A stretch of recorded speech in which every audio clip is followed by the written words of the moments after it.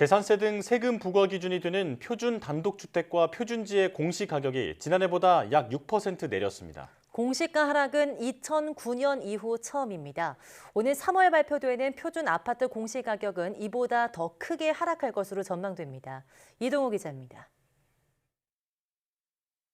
부동산 침체기에 부동산 보유세 부담을 완화하기 위해 정부가 올해 표준지와 표준주택의 공시가격을 지난해보다 약 6% 내렸습니다.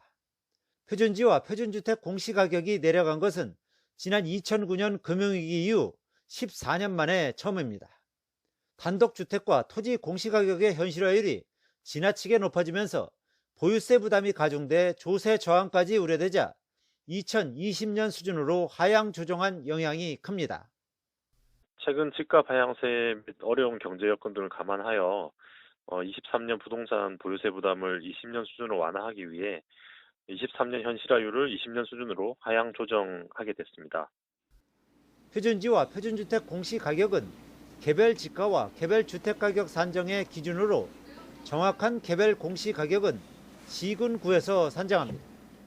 공시가격은 재산세와 종합부동산세뿐 아니라 건강보험료와 기초연금 등 67개 행정제도의 기준으로 사용됩니다. 이런 가운데 올해 3월 발표되는 아파트 공시가격은 표준주택이나 표준지보다 더 크게 내릴 것으로 전망됩니다.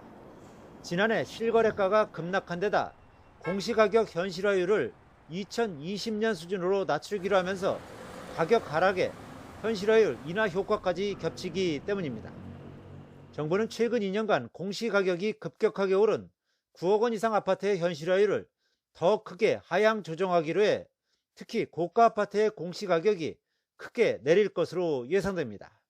9억 원 이상 주택은 지난 정부가 현실화가 부족한 고가주택으로 분류해 최근 2년간 공시가격을 급격하게 올렸습니다.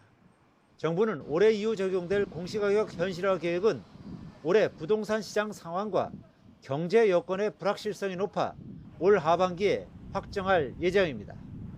YTN 이동호입니다.